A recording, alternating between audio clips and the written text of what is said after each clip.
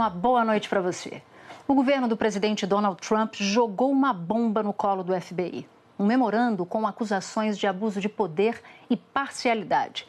O documento põe em risco a credibilidade da polícia e do próprio Departamento de Justiça, justamente as duas instituições que investigam os laços da Rússia com a equipe de campanha de Trump. Os sinais desse cerco foram dados durante toda a semana. O vice-diretor do FBI, Andrew McCabe, pede demissão de forma inesperada. Ele era alvo de críticas do presidente, que dizia que McCabe era simpatizante do Partido Democrata. Ganham força os rumores de que seria publicado um memorando produzido pelos republicanos, acusando o FBI e o Departamento de Justiça de abuso de poder. O presidente apoia a divulgação do documento.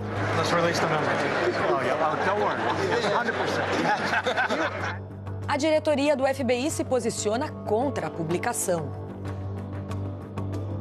O ex-diretor do FBI, James Comey, demitido por Trump em maio do ano passado, elogia o FBI e critica traidores do país.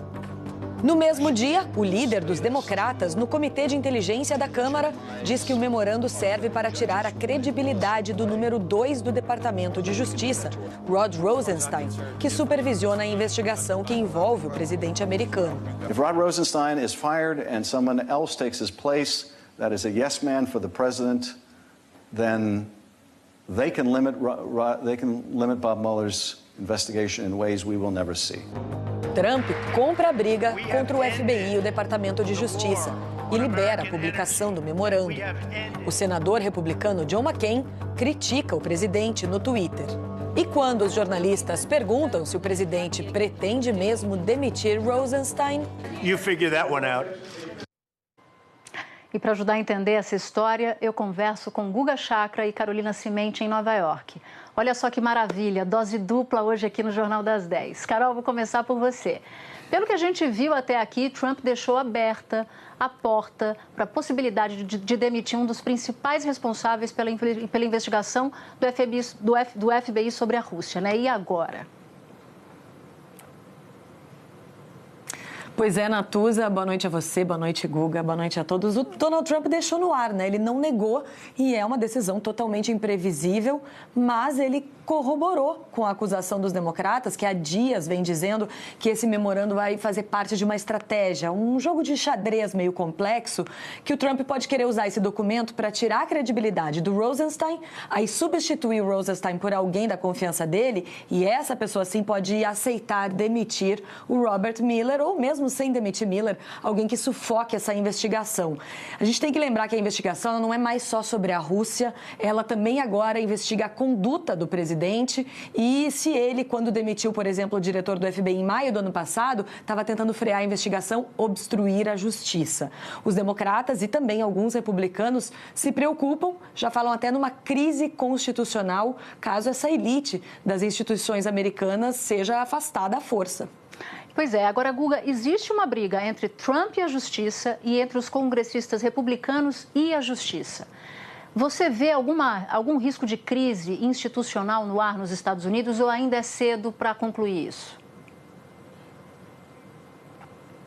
Olha, Natuza, não acho cedo. Já há, sim, uma crise institucional nos Estados Unidos. O presidente americano criticando a liderança do FBI, criticando a liderança do Departamento de Justiça abertamente. Mesmo ali na Câmara dos Deputados, os deputados democratas e republicanos completamente divergindo em tudo em relação a esses memorandos. Tem o memorando republicano, mas também tem o democrata, que os republicanos não concordaram em tornar público. Então, realmente é um cenário muito diferente do que era antes, quando, por exemplo, democratas e republicanos trabalhavam juntos em comissões como essa comissão de inteligência na Câmara dos Deputados. E era impensável um presidente atacar lideranças do FBI e do Departamento de Justiça. Claro que pode se agravar ainda mais dependendo das ações do Trump a partir de agora, incluindo possíveis demissões. Agora, Carol, é impossível não se lembrar do caso Watergate a partir do que está acontecendo agora, né? É o que está na boca e na cabeça de todo mundo aqui nos Estados Unidos, né, Guga? Traz à memória um dos momentos mais tensos do Watergate, que foi o famoso massacre de sábado à noite, quando o então presidente Richard Nixon demitiu o promotor independente, o Archibald Cox, que estava investigando justamente o presidente, e aí essa demissão levou a várias outras renúncias do ministro da Justiça, do número 2 do Departamento de Justiça, e acabou acirrando a visão de que Nixon era culpado, de que ele estava tentando obstruir a justiça, acabou se incriminando, e meses depois ele mesmo teve que renunciar. Talvez pelo fato do número 2 do FBI ter se demitido na segunda-feira, como a gente viu aí na reportagem, por Trump ter deixado no ar se vai demitir ou não Rosenstein, e também por ser sexta-feira, né? Porque tem uma correlação. O sábado, o massacre de sábado, a gente está numa sexta-feira, não é exatamente? Tem muita gente com expectativa de que essa situação possa se repetir. Naquele momento, o Nixon perdeu completamente a mão, foi o início do fim, ele começou a perder o apoio da opinião pública completamente, acabou se incriminando e não deu certo a estratégia de tentar se proteger afastando essas pessoas. Se agora vai ser assim, e se a história vai se repetir, a gente não sabe, né? Guga, toda a narrativa do governo, aliás, toda a ofensiva da Casa Branca se baseia no seguinte princípio: a investigação é conduzida de forma parcial e há ali casos de abuso de autoridade. Qual é a chance dessa narrativa de Trump impactar e vencer aí na disputa por versões?